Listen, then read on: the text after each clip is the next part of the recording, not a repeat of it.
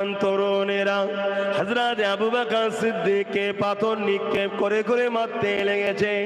ওই পাথর যেখানে লাগে শরীর থেকে রক্ত ঝরতে লেগেছে, পুরো শরীরটা থেতো করে দিয়ে রক্ত ঝরতে লেগেছে। কখনো কপালে মারে, কখনো মাথায় মারে, কখনো সিনায় মারে। যেখানে পাথর লাগে কেটে গিয়ে রক্ত ঝরতে লেগেছে।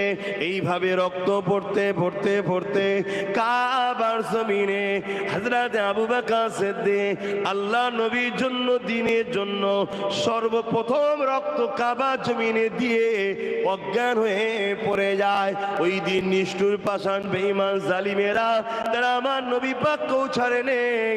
আমার নবী পাকের ওপর অনেক জুলুম করেছে, আমার নবী পাকের ওপরে অনেক অত্যাচার করেছে।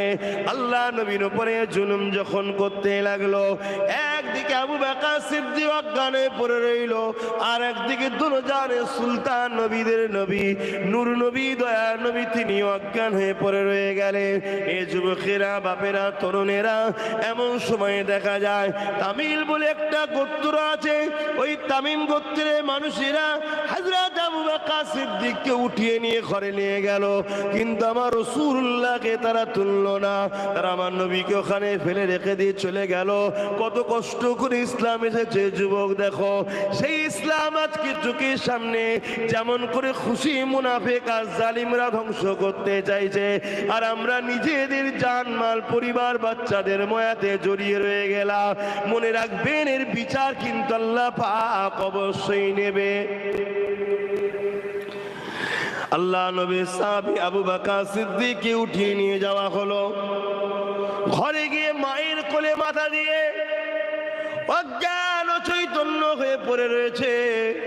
মা চোখ ভরা পানি নিয়ে কাঁদে, আর এই পাথরের বালি কোনাগুলো ধুলোগুলো পরিষ্কার করতে লেগেছে, রক্তগুলোকে পরিষ্কার করতে লেগেছে।